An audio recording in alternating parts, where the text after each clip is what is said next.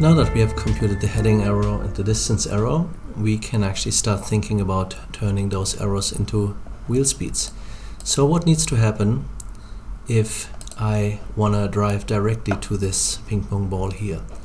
I would need to turn my left wheel a little faster and my right wheel a little slower, so that I would do a curve.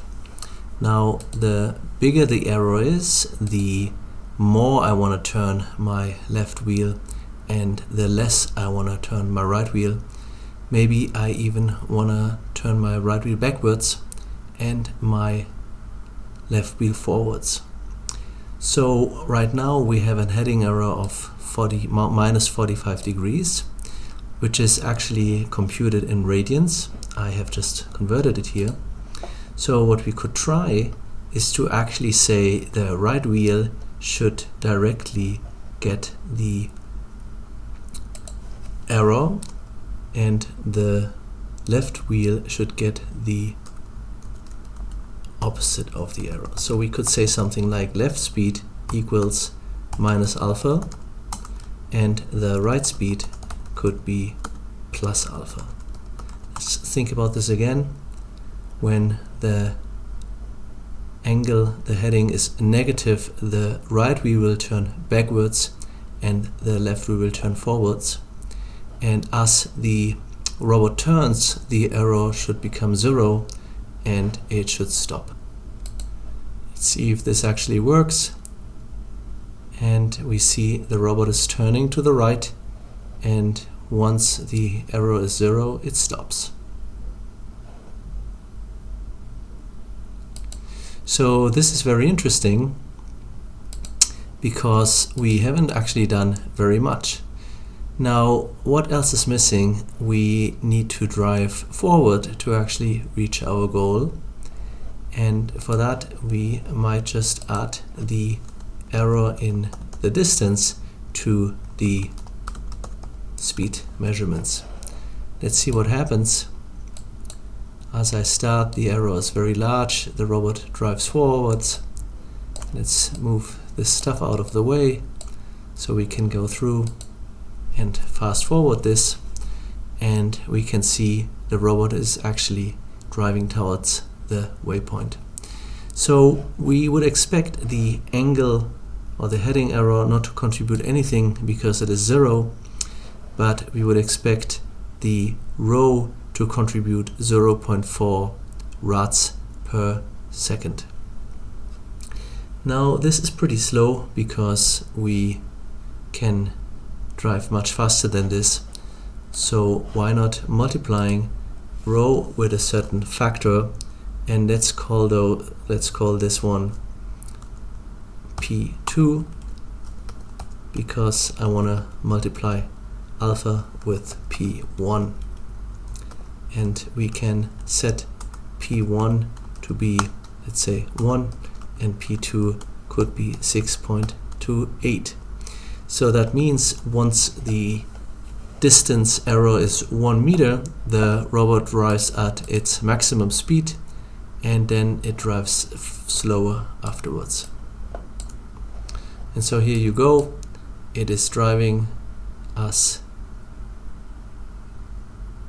fast as it can in the beginning, and then it becomes slower and slower and slower until it stops right at where the obstacle is.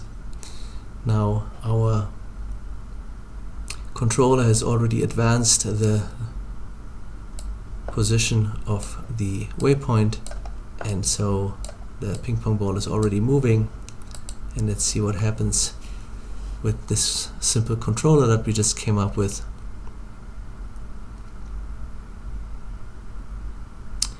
And see if it actually goes all the way to the end.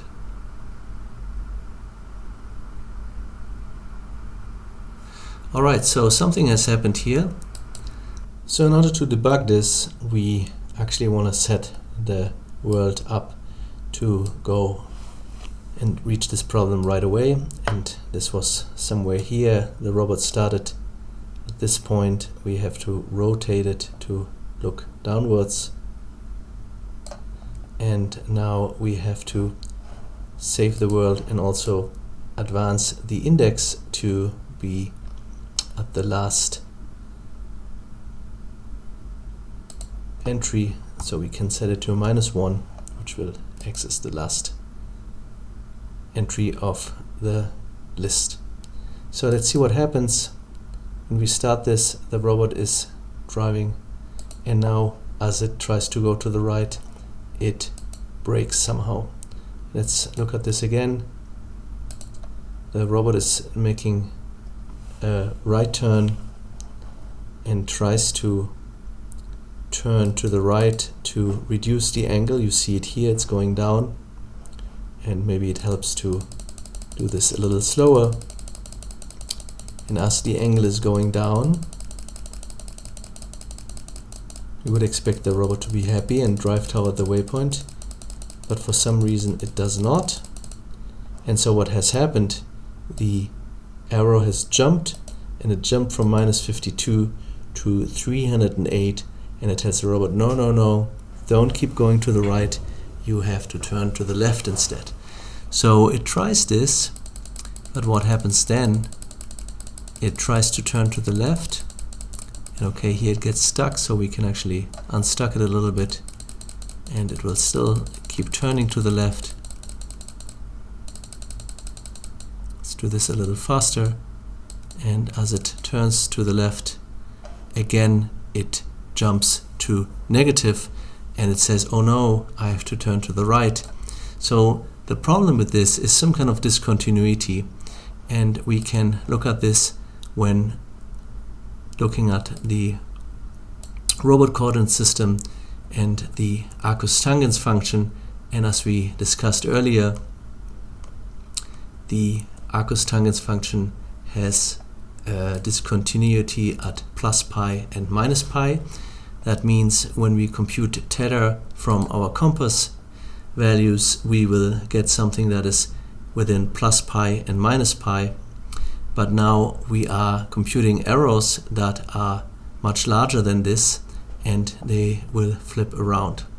So what we have to do is we can of course try to massage the way we compute the compass value, but this is not going to really help us. What we really have to do is we have to say, if the arrow is larger than 180 degrees, we actually have to set it back to -180 degrees. And the way to do this is to simply subtract 2π from it and see if this will help. And now if the arrow is larger than 180 degrees, the arrow in heading is set to be -180, so we avoid to go out of that range that we can reach with this arcus tangens function. So what happens now, the robot turns all the way, actually gets stuck at the wall, but let's see in the console whether it actually does what we want to do, and see, and so the arrow goes down. Let's flip the robot out of this, and now it catches itself and drives toward the goal. Alright, let's see if this fixes our issues, and let's set the index to be 0 this time. So we start in the center of the start line, and we drive toward the first obstacle, which is here, waypoint. And now let's see if we like the behavior, and maybe you will find that the speed is still too slow, this still takes too long. So what we could do is we could further increase it, and this gets us into a very tricky business of fine-tuning the controller. And let's try this. Let's multiply this with another 2, and let's see what happens. And yes, the robot drives faster as we expected, but now you will see that it has a hard time turning because the arrow in distance is dominating the situation. Alright, so what we can do is we can increase the gain for the rotation as well, and now hope that the robot will turn hard enough to go around. And so now it works a lot better. But what you can also do is you can actually put an if statement there and say, well, if the error is in angle is too large, then first turn, and only after I'm done turning, kick in with the forwards velocity and drive the robot forwards. We will not do this here because it will also not be necessary for your next assignment, which is to implement this on the Tiago Steel. But just so you know that there are many opportunities to fine-tune these things. Now we see again the right turn didn't work, so maybe we have to increase this even further. And again, if you don't want to wait, you should go and set the robot to be at a certain position in the world, and then set the index. But there's also no problem in testing the entire thing and see whether it would work satisfactorily with all the other curves. And so here it goes. The robot still performs on the all turns, doesn't hit any of the obstacles, well, except for this one. Now let's move it out of the way.